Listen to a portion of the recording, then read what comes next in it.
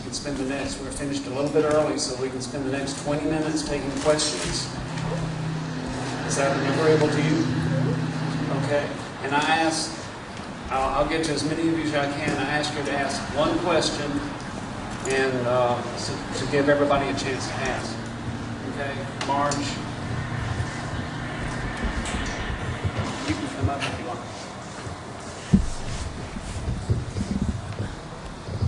Good evening and welcome to the subdivision. That was an excellent response to the questions posed by the Communication Committee. My name is Marge Tamas. I am one of the Communication Committee members, and I don't have a comment. I don't have a question so much as I do have a comment, and that concerns communication. I think it is disrespectful and unfair to expect every citizen of Powder Springs to attend every council meeting, every agenda meeting, and so on. It's simply not feasible to do that when we are working 60 and 70 and 80 and 90-hour work weeks. Sir, point of order. I agree to questions. I did not agree to be scolded. I'm sorry that you feel that way, but there is a severe need to match the content of communications to the communication channel. All right?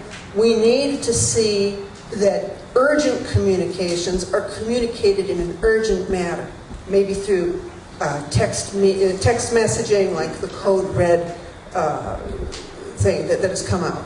Okay? We need important decisions that have big financial ramifications, like stormwater management. That doesn't just need to be an agenda item that's posted on a website that shows up on the City of Powder Springs website. That needs to be communicated in the Powder Springs Messenger, the Marietta Daily Journal, newsletters. It needs to be communicated through more channels. Live meetings are highly appropriate when there are things that need to be discussed at length, when it's not simply an announcement that needs to be made.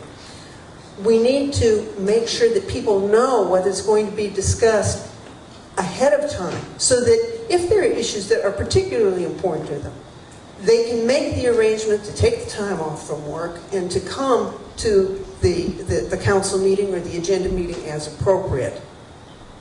And that's what I'd like to say.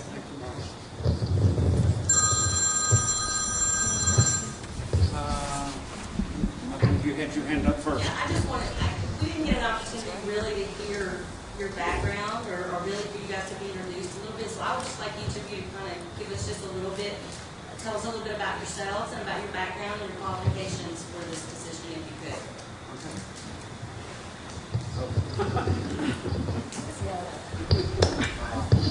My background, I'm self-employed. I'm the owner and CEO of Superior Landscaping for the last 23 years. I'm married to my lovely wife for 43 years. We have 4 daughters. 3 of them graduated from McEachern High School. We've been living here in Powder Springs for 30 plus years. I have been on the City Council for 13 years representing Ward 2.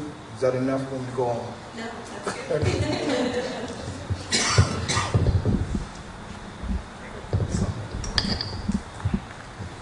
I have 2 children. One is a freshman in college and one is a sophomore at McEachern. I have 25 years in finance and business. I spent quite a bit of time in banking.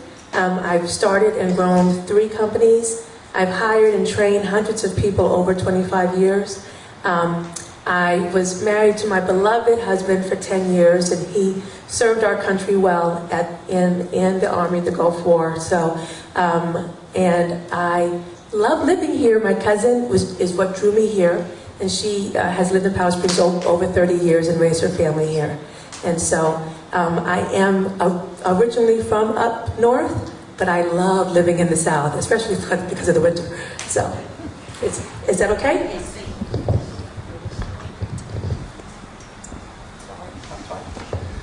Thank you. I'm Chris Wisner. I'm a family physician. I've lived in Powder Springs almost all my life. I mean, we grew up toward Lithia Springs. I grew up working at Sun Valley for 13 summers. So I considered Powder Springs my home even at that point from 14 years up, because we were always in Powder Springs doing something. I went to college at Emory. I went to medical school at Mercer, and then did my residency in Rome and Floyd. So I did my whole education in Georgia. After residency, and during that time I married my wife, we came back to Powder Springs. So we've been back in Powder Springs for a little over 20 years. Originally lived in the Pine Bluff subdivision, now live out in the Warren Creek area. So I moved from one side of town just about to the other. We have 2 children. My son's a paramedic with Puckett EMS, and my daughter's going to KSU. She's a junior this year, plans to be a teacher. As far as my political background, when I came in, I was offered a position on the Downtown Development Authority. I did that for 6 months, and then an opening came up on planning and zoning. I accepted that appointment, did that for 15 years. 6 of those years I served as chairman of that committee, and then I ran for city council, have done that for the last 4 years, and now I'm running for mayor. Thank you. Thank You had a question? My question is on an unlikely event. Let's say that we had an earthquake. I want to know the first 3 things that you would do as the mayor to calm the community. What steps would you take? The question was that say a natural disaster occurred, what would be the things that the candidates would do as mayor to prepare and put the citizens at ease? Did she say earthquake? She did say earthquake. I also said unlikely. Unlikely. Start. Well, I happen to have lived in New York City during 9/11. And so one, I would like to think that although we hope that it is unlikely, that we have a team in place that has a plan, first of all. Second, I certainly would want to immediately reach out to those agencies like FEMA and get those lines of communication open quickly. And then second, I would certainly want to call the media, come out into town. I did see Mayor Giuliani do a great job at that when this happened to our city. And so it's one, being accessible, of course, to make sure that the streets are safe, and so that our police and our fire departments could get around quickly and to the people that might be in need. And so, but certainly having a contingency plan already for the unlikely but possible event. Okay, first, when I actually did EMS before I got to medical, so the first thing I would say is stay home and people take care of yourself as far as your neighbors. And like Ms. Feliciano said, we got to make room for our first responders and everybody to get out there and get what needs to be done and let them do what they do best. What we can do as a city, we do have Code Red. Hopefully we can use that to notify, and whatever other media we can get out to let you know what's going on and keep you informed. The city does have what's called a COOP plan. We worked on this for the last year or so, and it's a disaster plan. So what's going to happen to the city? How are we going to keep the city running to keep the citizens informed and keep the city safe? So that plan is in effect. If City Hall gets wiped out, where do we move our resources? That's all in a plan sitting there in the city. The other thing is, as of this year, we have an insurance policy. It's essentially a disaster insurance policy. Within 24 hours, we can get trailers, we can get generators, we can get just about anything we need. We can get a satellite dish sitting on the front of City Hall. All of this is mobile. It was a reasonable rate that we were able to do it with. So we have that in place. So the city does have some major disaster plans. Even though the flood, yes, that was a disaster, and it was a disaster for a lot of our citizens. It's not a tornado or something like that, which really, I think, even could be more devastating. So, with that in mind, we have been working on it, and those processes are in place for the city, just to let you know. Well, the first thing I would do as mayor, I would want you to be calm. A lot of people die from panic. And as Chris mentioned, the city has already gone to great lengths to put in a plan in case of emergencies, and to let The police do what they need to do. First responders need to do what they need to do. We have a code red to be able to give you notification to things of what's going on. I just think, first of all, you need to take care of yourself and stay calm and let the professional people do what they need to do. I think that would be the first and foremost. And as mayor, we want to give you notification, the things that you need to do. We want to make sure you get that information out first to you. But there is a plan already in place, as Dr. Wisner mentioned. He just mentioned the COOP plan. It's very, go ahead. it's very extensive. I mean, it goes from, you know, where do we move our people? Where do we move our resources? You know, if the mayor dies, who takes over? I mean, it is a document about this big. Yeah. Can you tell us the first general step other than being calm, what happens, not about the mayor dying, if they call code red and you're not home and you don't get that phone call, what happens? We're going to call 911. Just call, everybody's going to call 911. Well, I don't know what answer you're asking for. It's not I an mean, I exact think, like I said, I think, you know, the first thing that happens, neighbors need to take care of neighbors, because there's no way, even with all our resources and all our 911, and even with the county coming in to help us, that we can take care of everyone. So, you know, we had an ice storm several years back in 1985, and everybody was iced in for almost a week. Some of you were here may remember that. I was a young person then. But, you know, for a week you couldn't get out of your house. Everyone survived. I mean, the neighbors took care of neighbors. And you just do the best you can and get through it. Now, the city's will support you. We'll get up and running and do what we can to support it, get those trucks out there and the resources out there. But, you know. I lived in the neighborhood when they had the flood. And people in my neighborhood was totally houses underwater, cars underwater. I was in my house taking my bed. I did not want to help my neighbor because there was no notification. People were totally, the houses under 2 days. There was no way I could help them because I didn't know. So what were those people supposed to do? And that water came up fast. I agree. So, and it's something we've never had before, you know. I didn't really ask that question for information. I was looking to see the leadership skills.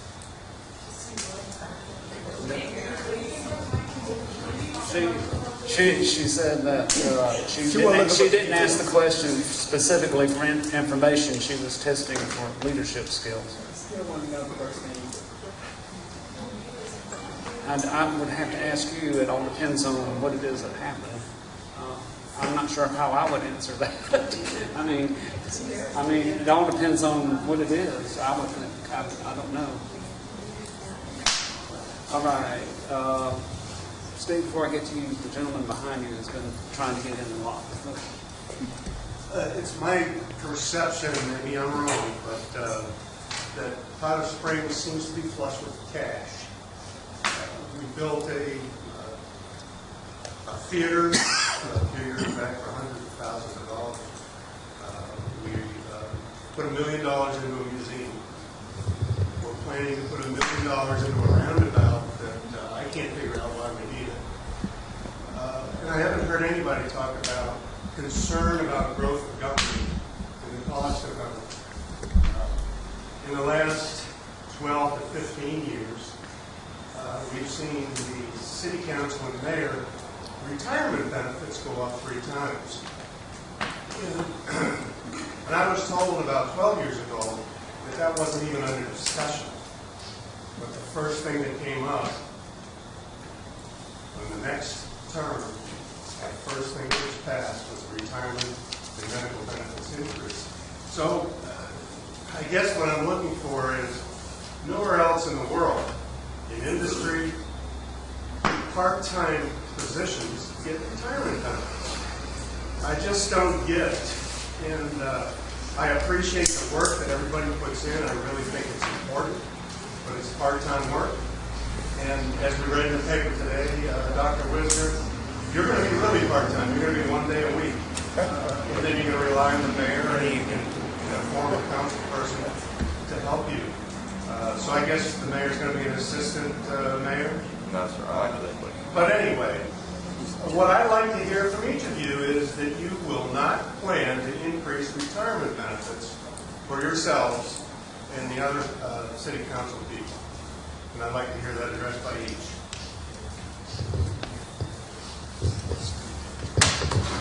Sir, first of all, you can't vote anything for yourself. Anything you vote will be for the next administration. That's first and foremost. We can't vote for retirement for ourselves.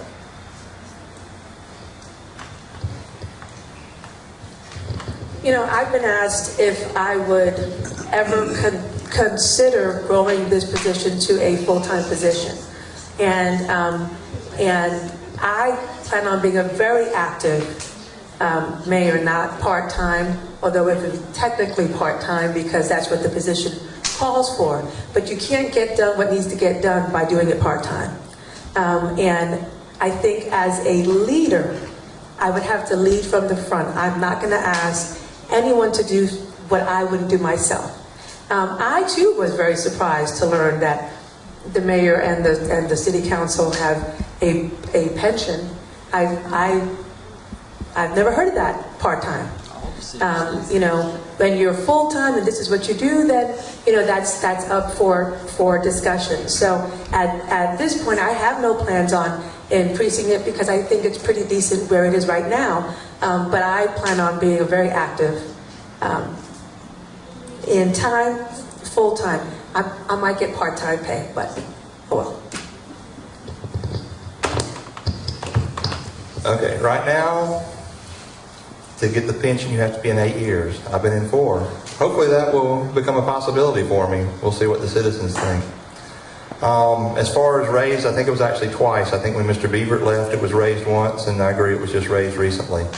But again, you know, that at this point, that doesn't directly affect me. In the newspaper article, what I think I wrote was that I would use the mayor and Ms. Rosalind Neal as a resource, along with several other people that I know in this town, and actually probably some people here. I respect Mr. Barr. He was on the council before. You know, I wouldn't be opposed to asking him questions if I had it. You know, I'd be a fool to say I'm not going to use my resources. I believe in a team approach, and you know, when you say I'm going to do something part-time, I mean, the mayor's position here in the city, unfortunately, is a part-time position. According to the charter, the city manager runs the city from a day-to-day basis. Our charter is based on what's called a weak mayor system, which means the mayor is not involved in a day-to-day basis. The business of the city is run by the city manager. In other cities, that's different, such as Austell. They're on the strong mayor system, which means actually their mayor is their city manager, believe it or not. So Mr. Jerkins actually holds both positions. No, I don't want to be your city manager.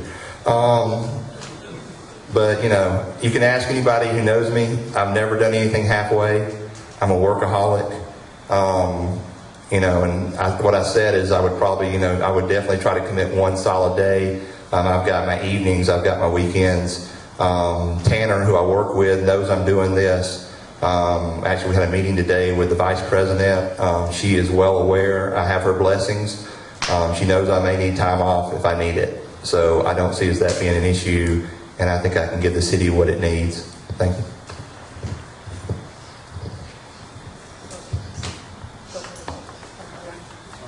All right, it's chilly, and I'm detecting a little bit of restlessness. We'll take one more question. Steve? It's a two-part question, so I might stretch that just a bit. And this is in the category of the first part of understanding our government. The mayor serves a 4-year term, as do all of the at-large council people who are being elected during this election cycle. What distinguishes the mayor's capabilities from a councilman's capabilities? What can they do? Do they have the authority to do that is different above and beyond the job of a council person to manage the city? Pure curiosity on that one. The follow-up is, in the interest of citizen input, can you comment on the advance notice that people have been provided with in the past for council city meeting agendas? And can you comment on your plans to provide advance notification for future council, Powder Springs Council city meetings. So if someone finds there's a topic of interest, they have adequate time to be notified and they can show up. I'll try the first part because my head is cold. I will say this: the mayor provides leadership. The mayor is a person that would bring the council together to create cooperation. Otherwise, you can't get anything done. So you have to have, politics is about relationships, and you have to create, have an ability to create relationship with the council in order to move things forward, in order to get anything done. The one thing I can say about Patricia, in all the years that I've been with her, you have to know people, other people in other governments. You have to create partnerships. If you're going to get something done, you just don't start and you're going to be effective. The thing that I recognize about her, I mean, you know, she's introduced me to senators, congressmen over the years. We made these contacts. We built relationship. I built relationship with the current council. In order for you to be effective, you have to have relationship. You have to have a cooperative spirit, and you have to have a leadership ability to get things done. Otherwise, that's the first part. That's the best I can do on that. I don't even remember the rest of it. I was trying to write that down, but you know, while currently the city manager is the person that runs the city and the operations of the city, but nothing can get done. I mean, you could say all the logistics, but to get done what has to happen, and I agree, having that network, having those, you know, but as a true leader, you have to also be out there talking to your people, and then to work cohesively with the city manager. And so right now, the mayor would be the one to rep or present to the city council things that, you know, should get done, and then they vote. But to me, you know, a true leader is I am not going to rely on the city manager to, if I see something that's not happening properly, I'm not going to rely on them. And if that's what you're relying on, then you shouldn't be in this position. Now, your second part of your question? I had asked about notification regarding the agenda of the council meetings. You would agree that mostly everyone has a smartphone, correct? Mostly. I mean, I have a friend that doesn't. She still has a flip phone. That's fine. And so I may not check my emails every day, but I certainly will see a text that comes in. And I feel that if you wish to opt in to not be harassed or over, you know, but if you get one text a week to say, come, you know, check out the agenda for the next city council meeting, hit this link, and then it'll bring you to, I mean, it's 2015. And so we should be utilizing the technology that we have access to today. And so I am not opposed to getting text. Again, not to overdo it, but that's one way. I also feel that our city council meetings should be live streamed, because we do have some single parent homes and maybe they don't have the support that other people do, but they may want to be informed. So they can be cooking their dinner and on their iPad watching the council meetings happen. Of course, we'd love for you to come out in person, but if you could not, maybe you're homebound, you're ill, again, let's use the technology that we have in 2015. I think your question was, what are the duties of the mayor and the city council? Exactly. I mean, the mayor and city council are the policy setters for the city. We don't run the city. We don't control the city. We set policy, and then that policy is delivered or maintained by our directors and our city manager and everyone else. I don't always agree with that, Mr. Thurman, but I agree with pretty much what he said as far as how things work. And I think we've done it that way for a while, and I agree that we need a team approach. Like I said, I've always believed in a team approach. My office where I work runs in a team approach. I see myself as no better than the nurse or the front person. We have a meeting every morning that we go over patients. We operate as a team, and I plan to operate this city as a team. And one mayor or one city council person cannot get anything done. Like Mr. Thurman said, it takes cooperation, and it takes building that team approach so that you can, get these policies done and what's best for the city and best for the citizens. As far as the council agenda, you were asking about that. I will tell you as a council person, and I'm sure I might be able to get it sooner, but generally we see the agenda at our work session. That's the first time we see it, which is the Wednesday before the Monday meeting. I believe, and I'm not sure, but I believe after we see it, it's posted on the website, so it is available out there. It's not, okay, well, I stand corrected. I'll work on that. It should be. But, it is available. Once we've seen the agenda, it's public record. But like I said, we'll see it on a Wednesday night, and then it comes before council public hearing the next Monday. One thing that I didn't get a chance last night, but I don't remember even who the lady was, but she actually questioned one of our items we were voting on. I applaud her for doing that. As a citizen, if you don't understand what the resolution is, you should be free to ask, and we'll give you a straight answer. Some of them are simple and easy to understand. Some of them are a little confusing. And I think that's one thing we may lack as a city, and when I mentioned the survey process is, I think we lack communication. Now, how we communicate, I don't know, because like I said, I was the president of my last homeowner association. I'm the president of my current homeowner association, and you probably can stand this. It's hard to communicate to everybody. There's not one way that you can communicate with everybody. I've dealt with it in businesses, I've dealt with it in communities, and, putting in the paper every time costs money.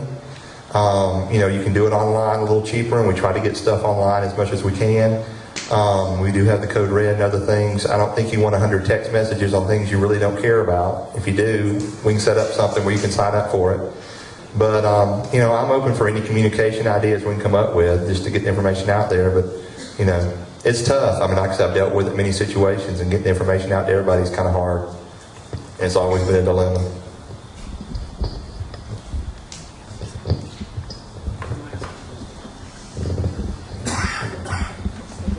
Well, on behalf of Country Walk, I'd like to thank you for coming out.